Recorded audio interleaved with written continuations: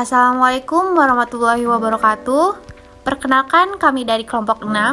Di sini kami akan memaparkan hasil diskusi kami tentang ringkasan dan resensi. Anggota dari kelompok 6, yang pertama, Alena Dwi Ada Sabila, yang kedua, Desi Amalia Putri, yang ketiga, Della Anggraini, yang keempat, Tian Pradnya, yang kelima, Santi Jahratul Aini, yang keenam, Dimas Prasetyi, yang ketujuh, Rifki Alfariski. Yang pertama, saya akan menyampaikan pengertian ringkasan.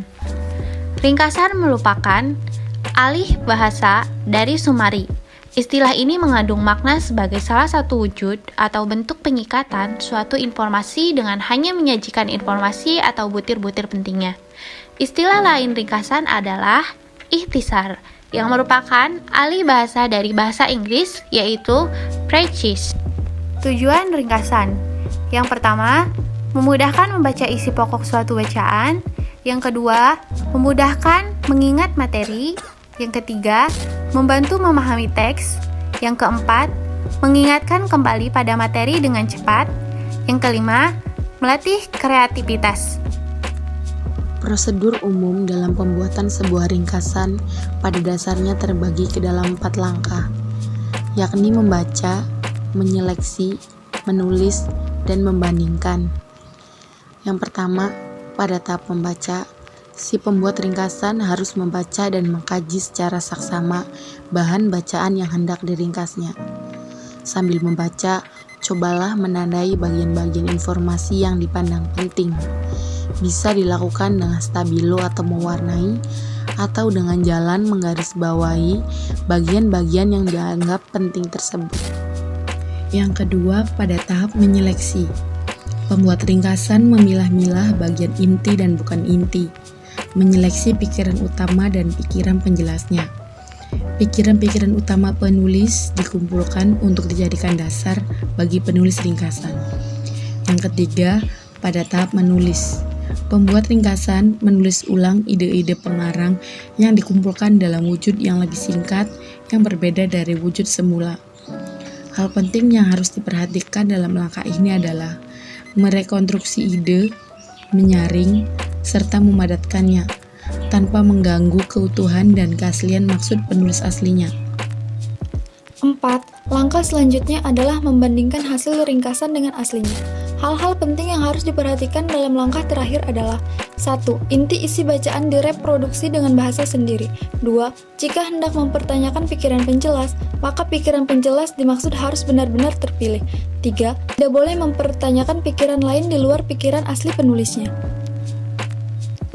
Resensi. Istilah resensi menurut Gorskeraf didefinisikan sebagai sebuah tulisan atau ulasan mengenai nilai sebuah karya atau buku.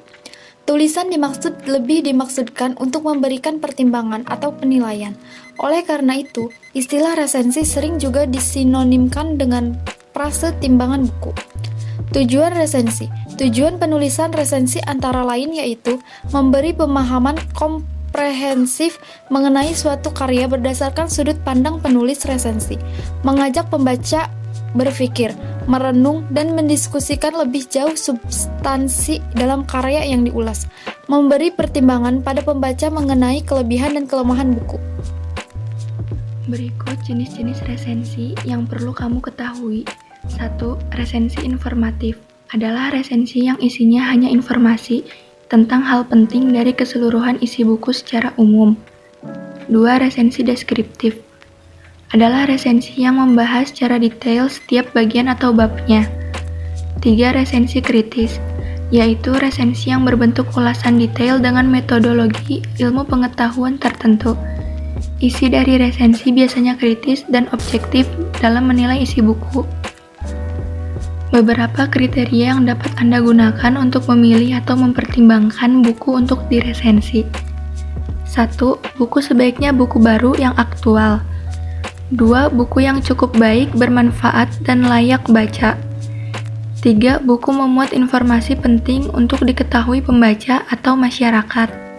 4. Buku memiliki topik atau tema relevan dengan konteks situasi kondisi saat itu, baik konteks nasional maupun konteks internasional.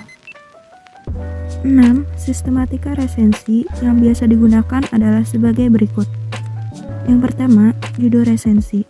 Judul resensi boleh berbeda dengan judul buku yang diresensi. Judul harus menarik atau eye-catching.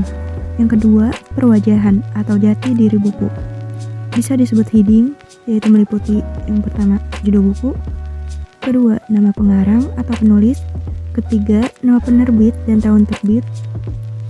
Yang keempat, jumlah halaman. Kelima, jenis huruf. Keenam, halaman sampul atau cover.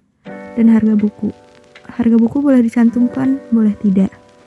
Ketiga, pembukaan.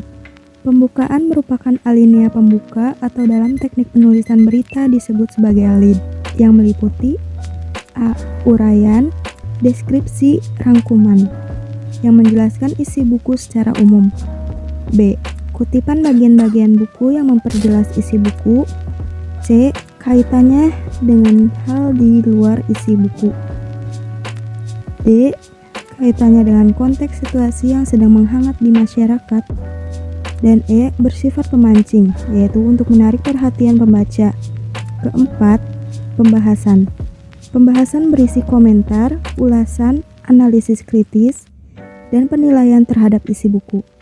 Inilah esensi dari suatu resensi, yakni si resensi mengomentari dan menilai suatu buku dari berbagai aspek, yaitu aspek luar dan aspek isi, yang meliputi A. Analisis terhadap isi buku disertai alasan dan bukti yang ada di dalam isi buku. B. Analisis kekuatan dan kelemahan isi buku yang diresensi. C. Perbandingan dengan sumber-sumber yang berbeda. Dan D. Gagasan-gagasan penulis mengenai buku itu. 5. Penutup. Meliputi penilaian penulis resensi, berisi perlu tidaknya pembaca resensi membaca atau memiliki buku tersebut. Dalam hal ini lebih mempresentasikan rekomendasi untuk para pembaca, meskipun kadang-kadang tidak dinyatakan secara eksplisit. 6. Identitas resensi. Sering juga dicantumkan di bagian akhir resensi guna menunjukkan otoritas dan kredibilitas resensinya. Adapun teknik meresensi buku ada 3 macam. Yang pertama, teknik cutting dan gluing. Yang kedua, teknik focusing. Dan yang ketiga, teknik comparing. Yang pertama, teknik cutting and gluing. Cutting berarti memotong dan gluing berarti merekatkan. Potongan tersebut berupa materi yang menarik perhatian dan mencerminkan gagasan-gagasan inti si penulis buku itu. Potongan materi yang sudah terpilih itu disusun dan dirangkaikan ke dalam sebuah susunan yang logis. Proses ini disebut tahap perekatan atau penempelan. Yang kedua, teknik focusing. Penggunaan teknik focusing berkaitan dengan kegiatan memusatkan perhatian kepada satu aspek tertentu, yaitu sesuatu yang menonjol, yang eye-catching, dan yang memang sangat menarik perhatian.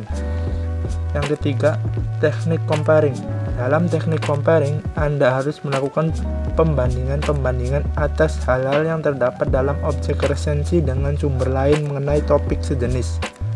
Pembandingan itu dapat dilakukan atas dasar topik atau tema yang sama dari pengarang yang berbeda atau pengarang yang sama mengenai topik-topik lain yang berbeda.